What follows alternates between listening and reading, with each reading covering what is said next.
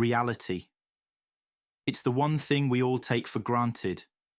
We wake up, breathe, feel the warmth of the sun, and interact with others. It feels real, doesn't it? But what if it's not? What if everything we know, everything we feel, is just a simulation, a program running in the background of a much grander, hidden truth? This idea isn't just science fiction anymore. It's a theory gaining traction among some of the brightest minds of our time, that we could be living in a simulated reality. But before we dismiss this as absurd, let's explore it. It begins with consciousness. We are aware of ourselves, our surroundings, and our place in the world. But what is consciousness? Despite advancements in neuroscience, we still don't know. Could it be that consciousness can be simulated by a machine?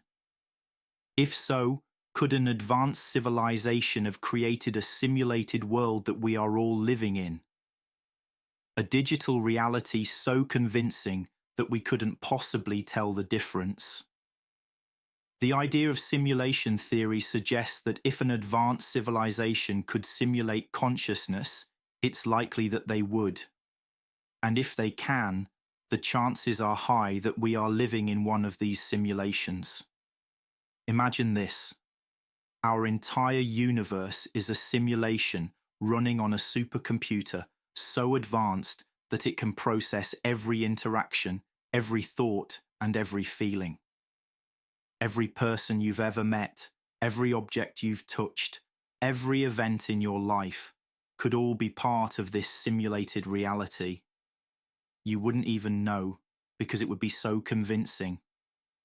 This leads us to the question, how would we even know if we're inside a simulation? We wouldn't. Not unless something went wrong. A glitch. A crack in the system. Maybe that's why some people experience strange, unexplainable phenomena. Déjà vu, glitches in the matrix, moments where reality seems to shift. These could be signs that we're seeing the cracks in the simulation. Nick Bostrom's simulation argument posits that there are three possibilities for the future of intelligent life.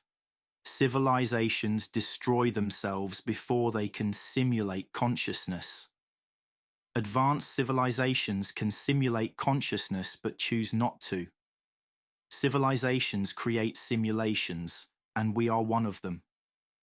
If the third scenario is true, it means we are likely living in a simulation. And given the vast technological power advanced civilizations would possess, it's plausible they could run billions of simulations. If there are billions of simulations, then the majority of conscious beings that have ever existed are simulated. The numbers just don't add up in our favor if we assume we are real. But what does that mean for our lives? Does it make life any less significant? Not necessarily. Whether we are in a simulation or not, our experiences, emotions, and connections still feel real to us.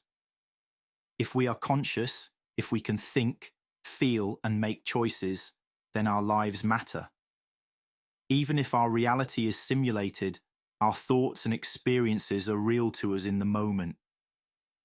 This brings up another question. If we are living in a simulation, who is running it? Who created our reality, and why? Are we part of an experiment, observed by beings beyond our understanding? Or is it simply an artificial intelligence creating this world for reasons we can't fathom? The implications of simulation theory are immense.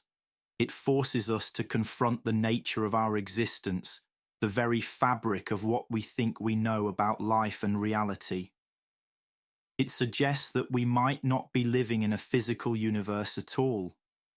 Perhaps we are living in a computer-generated world, a digital illusion designed by beings far more advanced than ourselves. So, what does all of this mean for us? Well, it means we should stop and ask ourselves, what if this is all just a simulation?